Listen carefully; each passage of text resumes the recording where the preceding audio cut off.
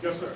Senator, Iowa is one of 10 states that's divested public funds out of companies that have supported the genocide in Darfur. Would you take a leadership role in ending the genocide by screening your own personal investments and, if necessary, divesting? Question on Darfur, I'm not sure I got all of the details. Obviously, that's a very troublesome situation. It's something that the major nations of the world should address. We have addressed it. One of the big hang-ups, frankly, has been China. Well, they've gone along with some UN action.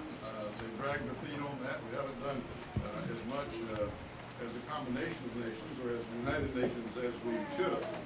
But I think the United States needs to stay a part of that effort.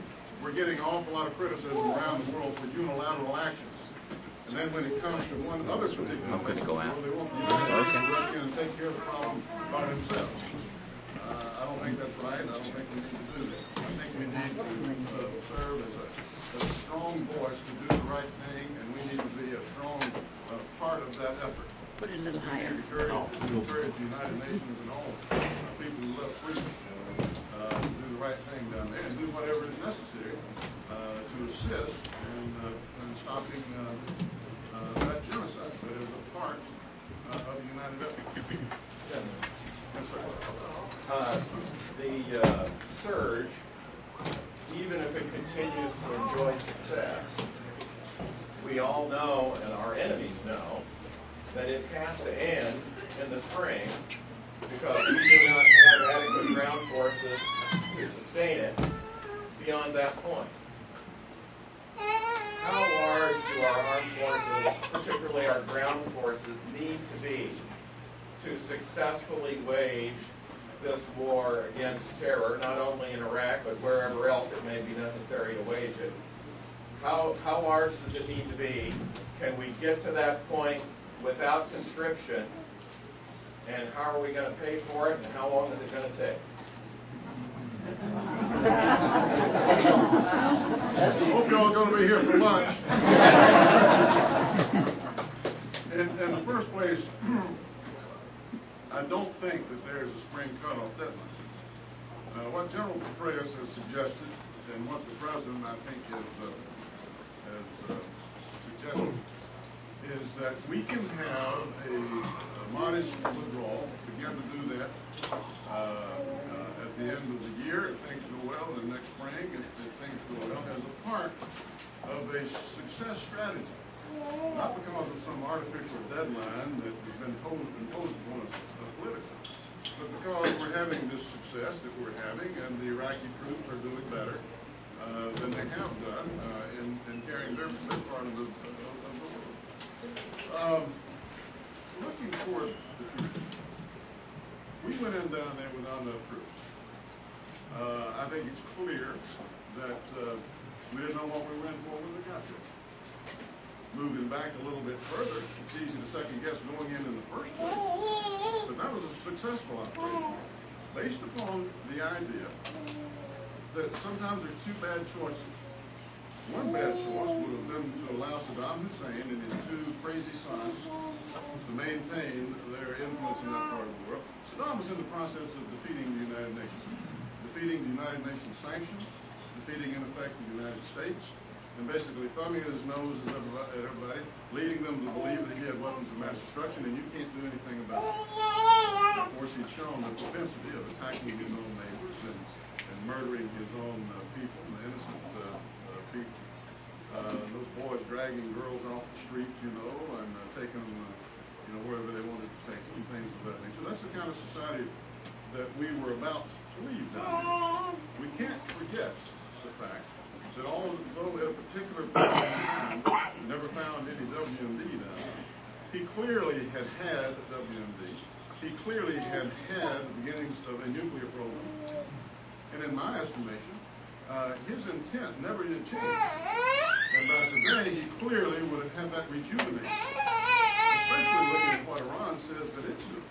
And what you would have had was a part of the world sitting on all that oil and all reserves that would be in danger of going much more nuclear than they are today. Iran, Iraq, Saudi Arabia, that can afford pretty much anything it wants to afford. It's already gotten missiles from Pakistan. Could probably get much more than we would like for them to get in terms of nuclear capability from Pakistan. In response to what they were seeing going on in their neighborhood. So that's what we averted. That's what we successfully averted. But I go back again. We didn't appreciate what we were faced with down there. I don't think we went in with enough troops. I think back from the early 90s, we've been short on troops. The military is stretched too thin. Our equipment is wearing out. There's no question about that. I have a lot of confidence in Robert Gates. He's got a proposal on his table right now in terms of numbers of troops that are going to be necessary. They've got to be increased. There's no question about that. In terms of can we continue to do that without conscription, from everybody I talk to, they think the answer is yes. If we'll do the right thing, if we'll continue to have the right kinds of rules of engagement so we don't put these young people in a position of going into a very hostile territory and essentially telling them to hunker down and don't do anything while the situation gets better around them, and catch and release programs so that, terrorists that we catch get 4 levels of appeal, before you can keep them, and things of that nature. If we do that, if we adequately compensate them, and we take care of them when they become wounded veterans when they come back home, we're never going to be bereft of a good number of young people who want to serve their country. It's amazing when you talk to them, the ones that come back with Brooke Army Medical Center down in San Antonio, or Walter Reed, of course. I was out there not too long ago, walked into a rehab center there. There was a very good-looking guy over there, and I walked over to talk to him. He was with his therapist there. Turned out to be a young Marine. He was trying out his new legs, double amputee. And he was smiling and laughing and kidding around, and great humor and so forth. And of course, your heart just goes out. And so I wanted to talk to him. We did. We chatted. At the end of that conversation, I said, a man like you can do whatever he wants to do in this country. What are your plans? He said, well, I've been talking to this nonprofit group. They're doing a lot of good. He went into the details. And he says, I think I'll join up with them. Feels good to me. Then he looked at me in the eye and without any sense of irony said, I just think it's time I gave something back. That's the kind of people we produce in this country. And that's not a rare exception either. Most of the ones you talk to when you get back to their unit more than anything else. So I don't think we need to worry about them. We need to worry about us and make sure we do the right thing by them in terms of our policies. Don't go into a place if you don't intend to not have to be run out of there with your tail between your legs. And if you do go into a place, make sure you avail yourself of every opportunity to be successful. Yes, ma'am. Okay. Can I ask a question, sir?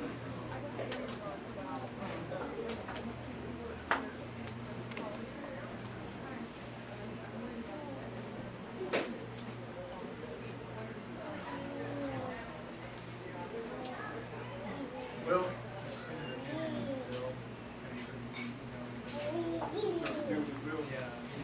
Sonny Kennedy's got so many bills. I must say, I don't know about the one you're probably referring to. But I know about your situation. I've been there. My daddy was a used car dealer on the same road for about 35 years, the whole time I grew up in. He and my mama got through the 8th grade and had no work. And when I came along, a lot happened to me as a young man, and I was a teenage husband and father, and started school, and I got my act together a little bit, and started working and borrowing my way through school. And National Defense Student Loans, I think they call it at the time. Got the maximum, I think they got a different name for it, but the same thing. And I think I paid all that off at about the same time that my first child started in college.